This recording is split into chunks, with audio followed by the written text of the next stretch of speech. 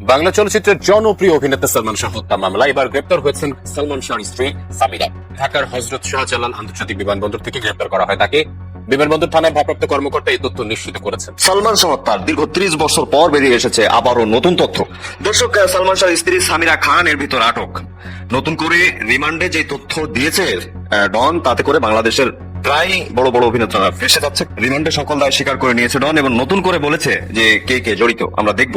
দর্শক দেখতে পাচ্ছেন এই মুহূর্তে ডনকে ফাঁসি দেওয়া হচ্ছে। সালমান শাহর মামলায় জবানবন্দিও দিয়ে গিয়েছে ডন। দেশ ত্যাগের নিষেধাজ্ঞা থাকার পরেও দেশ ছেড়ে পালাতে গিয়ে বিমানবন্দরে হাতে নাতে ধরা পড়েছে সালমান শাহের স্ত্রী কালপ্রিট সামিরা হক এবং তদন্তের মাধ্যমে বেরিয়ে এসেছে যে সালমান শাহকে অত্যন্ত নিষ্ঠুরভাবে দুনিয়া থেকে শেষ করার ঘটনায় মূল কালপ্রিট হচ্ছে তার স্ত্রী সামিরা হক। ভাবি বলতে বলতে বেডরুমের দিকে গেছে, তো ভাবি বেডরুমের থেকে দৌড় দিয়া ওয়াশরুমের দিকে ঢুকে গেছে। তো ভাবি যখন বেডরুমের থেকে ওয়াশরুমের দিকে দৌড় দিছে, একটা সোজা ছিল না গায়ে, যে ভাই বাসায় নেই, ভাবি পুরো খালি গায়ে, কারণটা কি? যে নারী কখনো এক পুরুষে সন্তুষ্ট থাকতে পারেননি, যার বিরুদ্ধে অভিযোগ খোদ সালমান শাহ বেঁচে থাকতেই ডনের সঙ্গে রাত কাটানোর তার আসল রূপ এবার মানুষের সামনে আসতে শুরু করেছে। নিজের বেডরুমে সম্পূর্ণ নগ্ন অবস্থায় অন্য এক পুরুষের সাথে সামিরাকে হাতে নাতে ধরে ফেলেছিলেন ম্যানেজার। কে ছিল সেই পুরুষ? তার সাথে সেদিন অপকর্মে লিপ্ত ছিলেন সামিরা। সবকিছু সচক্ষে দেখার পর কি করেছিলেন ম্যানেজার মনসুর আলী? তো ভাবি বেডরুমের থেকে দৌড় দিয়া ওয়াশরুমের দিকে ঢুকে গেছে, একটা সোজা ছিল না গায়ে। কিন্তু ওর থেকে বুঝতে পারছি যে ভাইয়ের দিকে ওনার মন নেই। স্বামী স্ত্রীর যে একটা মন থাকে মিল, ওই জিনিসটা ভাবির মধ্যে পাইনি আমি। সালমান শাহের ঘাতক হিসেবে পরিচিত ডন গ্রেফতার হওয়ার পর থেকেই নতুন করে তোলপাড় শুরু হয়েছে গোটা দেশে। কিন্তু সবার নজর এখন একটি দিকে, কবে গ্রেফতার হবেন সালমান শাহের সাবেক স্ত্রী সামিরা? যে নারী কখনো এক পুরুষে সন্তুষ্ট থাকতে পারেননি, যার বিরুদ্ধে অভিযোগ খোদ সালমান শাহ বেঁচে থাকতেই ডনের সঙ্গে রাত কাটানোর তার আসল রূপ এবার মানুষের সামনে আসতে শুরু করেছে। সালমান শাহের ম্যানেজার মনসুর আলী সম্প্রতি এমন এক লোমহর্ষ ঘটনা ফাঁস করেছেন যা শুনলে যে কারো গায়ে কাঁটা দিয়ে উঠবে। নিজের বেডরুমে সম্পূর্ণ নগ্ন অবস্থায় অন্য এক পুরুষের সাথে সামিরাকে হাতে নাতে ধরে ফেলেছিলেন ম্যানেজার। কে ছিল সেই পুরুষ? কার সাথে সেদিন অপকর্মে লিপ্ত ছিলেন সামিরা? সবকিছু সচক্ষে দেখার পর কি করেছিলেন ম্যানেজার মনসুর আলী? আর এত বড় বিশ্বাসঘাতকতার কথা জানার পর সালমান শাহিবা কি পদক্ষেপ নিয়েছিলেন? এসব চাঞ্চল্যকর প্রশ্নের উত্তর নিয়ে আজ আমরা বিশ্লেষণ করব এক অজানা অধ্যায়ে। খলনায়ক ডন গ্রেফতার হওয়ার পর চারদিকে এখন একটাই দাবি, অতি দ্রুত সামিরাকে গ্রেফতার করে আইনের আওতায় আনা হোক। সাধারণ ভক্ত থেকে শুরু করে সালমান শাহের পরিবারের একটাই চাওয়া, সত্যিটা এবার সামনে আসুক। ঠিক এই মুহূর্তেই বোমার মতো ফেটেছে সালমান শাহের দীর্ঘদিনের ম্যানেজার মনসুর আলীর একটি সাক্ষাৎকার। মনসুর আলী এমন একজন মানুষ যিনি সালমান শাহের ক্যারিয়ারের একেবারে শুরু থেকে তার ব্যক্তিগত সহকারী বা পিএস হিসেবে অত্যন্ত বিশ্বস্ততার সাথে দায়িত্ব পালন করে আসছিলেন। সালমান শাহ তাকে নিজের পছন্দে এই পদে নিয়োগ দিয়েছিলেন এবং তিনিও চরম নিষ্ঠার সাথে তার কাজ করে যাচ্ছিলেন। কিন্তু তিনি সম্প্রতি যে দৃশ্য দেখার কথা বর্ণনা করেছেন তা গোটা দেশবাসীকে হতবাক করে দিয়েছে। মনসুর আলীর জবানিতে জানা যায় সেই অভাবনীয় দিনের কথা। এফডিসিতে তখন স্বপ্নের নায়ক সিনেমা শুটিং চলছে। শুটিং এ যাওয়ার পর হঠাৎ সালমান শাহ খেয়াল করলেন তিনি তার কোটটি আনতে ভুলে গেছেন। তিনি সাথে সাথে তার সহকারী আবুলকে বাসায় পাঠান কোটটি নিয়ে আসার জন্য। কিন্তু বেশ কিছুক্ষণ পার হয়ে গেলেও আবুল ফিরে না আসায় সালমান শাহ মনসুর আলীকে নির্দেশ দেন বাসায় গিয়ে কোটটি নিয়ে আসতে। মনসুর আলী তড়িঘড়ি করে বাসায় পৌঁছান। মেইন গেটের তালা খুলে তিনি যখন ভেতরে প্রবেশ করেন তখন তিনি ভাবতেও পারেননি তার জন্য কি অপেক্ষা করছে। আকস্মিকভাবে ভেতরে ঢুকে তিনি ভাবি ভাবি বলে ডাকতে থাকেন। সামিরা তখন তার বেডরুমে ছিলেন। মনসুরের ডাক শুনে হঠাৎ সামিরা তার বেডরুম থেকে দৌড়ে ড্রয়িং রুমের বাথরুমে ঢুকেছেন। কিন্তু যে অবস্থায় সামিরা দৌড়েছিলেন তা দেখে মনসুর আলী পায়ের তলার মাটি সরে যায়। সামিরার পরনে তখন এক টুকরো সুতো ছিল না, তিনি সম্পূর্ণ নগ্ন ছিলেন। এই দৃশ্য দেখে ভয় কাঁপতে শুরু করেন মনসুর। বাথরুমে ঢোকার পর ভেতর থেকেই সামিরা মাথা বের করে মনসুরকে ধমক দিয়ে বলেন, মনসুর তুমি আর আসার সময় পেলে না? হতভম্ব মনসুর তোতলাতে তোতলাতে বলেন, ভাই তো একটা জিনিস ফেলে গেছেন, তাই আমাকে নিতে পাঠালেন। তখন সামিরা বাথরুম থেকে নির্দেশ দেন সালমানের ড্রেসিং রুমে গিয়ে জিনিসটা খুঁজে নিতে। মনসুর ড্রেসিং রুমে গিয়ে ঠিকই কোটটি খুঁজে পান। এই সময়ের মধ্যেই সামিরা বাথরুমেই ড্রেস পরে মনসুরের সামনে আসেন এবং তাকে বিদায় দেন। এই ভয়ঙ্কর সত্যিটা মনসুর আলী সেদিন সালমান শাহকে জানাতে পারেননি, কারণ তিনি জানতেন এই কথা শুনলে সালমানের সংসারে যে আগুন জ্বলবে তাতে সালমানের শুটিং তো নষ্ট হবেই, তাতে সালমানের মানসিক অবস্থাও পুরোপুরি ভেঙে পড়বে। তাই তিনি চুপ ছিলেন। কিন্তু সামিরা সেদিন নগ্ন হয়ে দৌড়ে বাথরুমে কেন গেলেন? কেন তিনি তার বেডরুমে স্বাভাবিক অবস্থায় ছিলেন না? এর একটাই উত্তর হতে পারে, সেদিন সামিরার বেডরুমে অন্য কেউ উপস্থিত ছিল। কিন্তু কে সেই ব্যক্তি? অনেকে ধারণা করেন সামিরার সুযোগ পেলেই একাধিক পুরুষের সাথে শয্যা শেয়ার করতেন। সেই তালিকায় থাকতে পারে খলনায়ক ডন কিংবা বাসার কোনো কেয়ারটেকার বা ড্রাইভারও। কারণ সামিরার বিরুদ্ধে এমন অভিযোগ রয়েছে যে তিনি ড্রাইভারের সাথেও অনৈতিক সম্পর্কে জড়াতেন। সেদিন হয়তো বেডরুমে এমন কেউ ছিল যাকে দেখলে মনসুরে চিনে ফেলতেন, আর তাই সামিরা নগ্ন অবস্থাতেই দৌড়ে বাথরুমে লুকিয়ে পড়েন। আরেকজন সন্দেহভাজন ব্যক্তি হলেন মোস্তাক ওয়াইজ, যিনি ছিলেন সালমান শাহের ছোটবেলার বন্ধু। 1996 সালের 6 সেপ্টেম্বর সালমান শাহের রহস্যজনক মৃত্যুর পরে মোস্তাক ওয়াইজের সাথে বিবাহ বন্ধনে আবদ্ধ হন সামিরা। মৃত্যুর মাত্র 3-4 মাস পার হতে না হতেই স্বামীর একসময়ের বন্ধুকে বিয়ে করার এই ঘটনা প্রমাণ করে তাদের মাঝে আগে থেকেই প্রেমের সম্পর্ক ছিল। সালমান শাহের মা নীলা চৌধুরী আক্ষেপ করে বলেছিলেন, মুস্তাক সালমানের ছোটবেলার বন্ধু, কতদিন যে ওকে মুখে ভাত তুলে খাইয়েছি, সে কিভাবে পারলো সালমানের মৃত্যুর কয়েক মাসের মধ্যেই ওর বউকে বিয়ে করতে। সালমানের মৃত্যুর পর সামিরা এবং তার পরিবার মনসুর আলী বা সালমানের পরিবারের সাথে সব ধরনের যোগাযোগ সম্পূর্ণ বিচ্ছিন্ন করে দেয়। দীর্ঘ 30 বছর ধরে চলছে সালমান শাহ মৃত্যুর বিচার। একটি অস্বাভাবিক মৃত্যুর মামলা থেকে এটি এখন হত্যা মামলায় রূপান্তরিত হয়েছে। ভক্তরা আজও রাস্তায় নেমে বিক্ষোভ করছেন, মানববন্ধনে অংশ নিচ্ছেন। তাদের একটি দাবি, সত্য উদ্ঘাটিত হোক।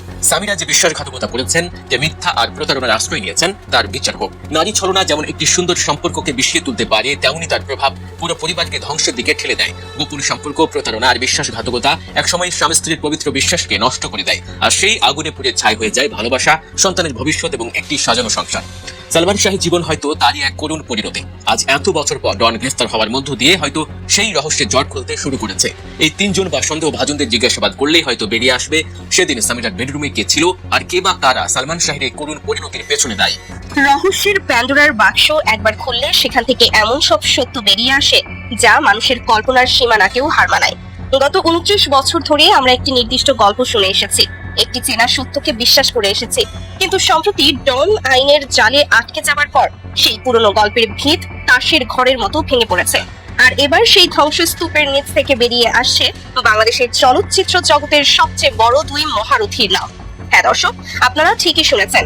একজন হলেন 90-এর দশকের স্ক্রিন কাঁপানোর রোমান্টিক আইকন চিত্রনায়িকা শাবনূর, আর অন্যজন হলেন এফটিসির এক সময়ের অঘোষিত গডফাদার এবং প্রভাবশালী প্রযোজক মনোয়ার হোসেন ডিপজল। যেই শাবনূর সালমান জুটি দেখে এদেশের কোটি কোটি তরুণ তরুণী প্রেমের স্বপ্ন বলত, আজ সেই জুটির রসায়নের মাঝেই খোঁজা হচ্ছে সালমান শাহের ট্রাজিক পরিণতির উৎস। অন্যদিকে যে ডিপজলকে আমরা সিনেমার পর্দায় প্রতাপশালী চরিত্রে দেখেছি, বাস্তব জীবনেও কি তিনি কোনো অন্ধকার জগতের নাচের গুরু ছিলেন? আজকের এই রুদ্ধশ্বাস বিশ্লেষণে আমরা ডিকোড করব কিভাবে পর্দার রোমাঞ্চ আর এফডিসির পাওয়ার পলিটিক্স মিলেমিশে একাকার হয়ে তিলে তিলে শেষ করে দিয়েছিল স্বপ্নের নায়ক সালমান শাহকে। কেন এই মামলায় অটোমেটিক্যালি সবার নাম চলে আসছে? শেষ পর্যন্ত কি এবার সত্যিই ফেঁসে গেলেন শাবনূর আর ডিপজল?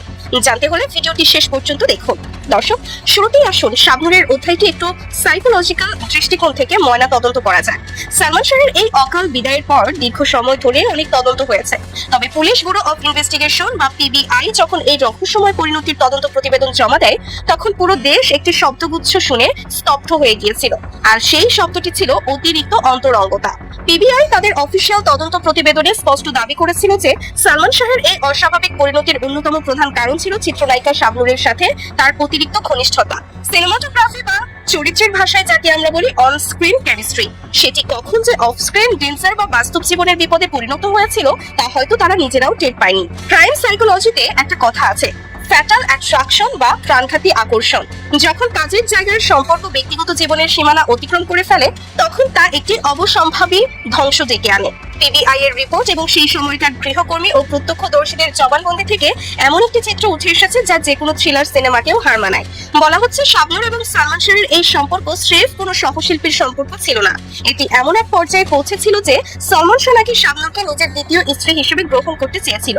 একটু চিন্তা করে দেখুন দর্শক, একজন সুপারস্টার যার স্ত্রী সামিরা এমনিতেই অত্যন্ত পজিটিভ এবং সন্দেহবাতিক ছিলেন বলে দাবি করা হয়, তার সামনে যখন স্বামীর দ্বিতীয় বিয়ের প্রস্তাব এসে দাঁড়ায়, তখন সেই বাড়ির ভেতরের পরিবেশ ঠিক কতটা বিষাক্ত হয়ে উঠতে পারে?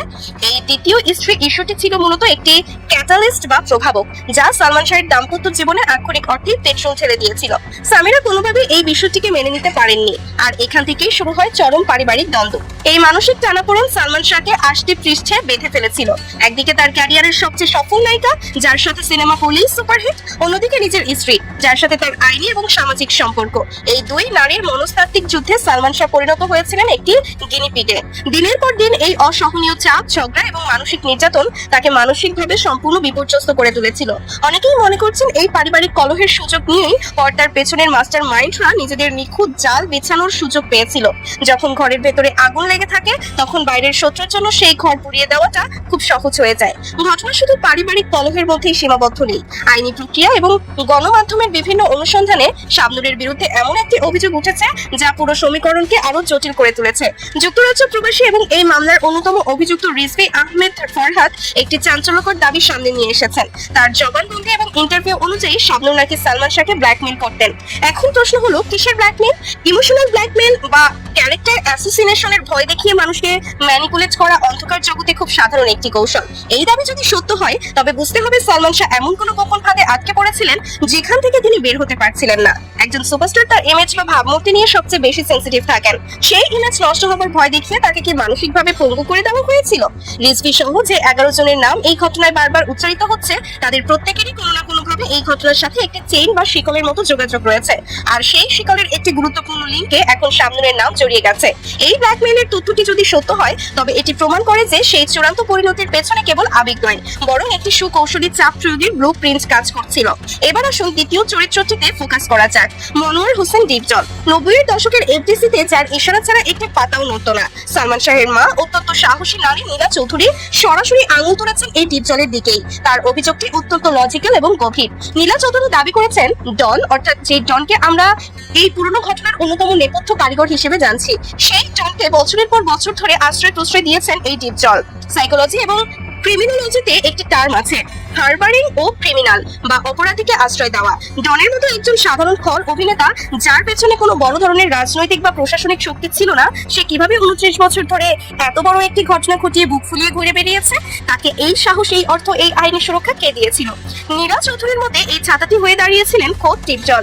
এফডিসির মতো জায়গায় ডিপজলের মতো একজন প্রভাবশালী প্রযোজক এবং অভিনেতার ছত্রছায়াপূর্ণ সমর্থন ছাড়া ডনের পক্ষে এত বড় একটি মাস্টার প্ল্যান সফল করা এবং বছরের পর বছর ধরে ধরাছোঁয়ার বাইরে থাকা প্রায় অসম্ভব।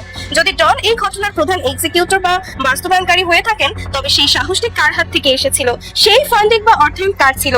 এই প্রশ্নগুলো এখন ডিপজলের দিকেই সরাসরি নিক্ষিপ্ত হচ্ছে। 29 বছর পার হয়ে গেছে, কিন্তু সালমান শাহর মৃত্যুর রহস্য আজও এই দেশের মানুষের মনে ক্ষত হয়ে আছে। আইনের জাল যতই বিস্তার করুক না কেন, সত্য কি আদেও কোনোদিন পুরোপুরি সামনে আসবে? ডনের ধরা পড়া, পিবিআই এর রিপোর্ট, রিজভীর জবানবন্দি আর শাবনূর ডিপজলের এই পাল্টা দাবি, সব মিলিয়ে জল এখন অনেক দূর গড়িয়েছে। প্রিয় দর্শক, সালমান শাহের এই ঘটনায় আপনি কি আসলে ডিপজল এবং শাবনূরকে কোনোভাবে অপরাধী বা এই রহস্যের অংশ মনে করছেন, নাকি পুরো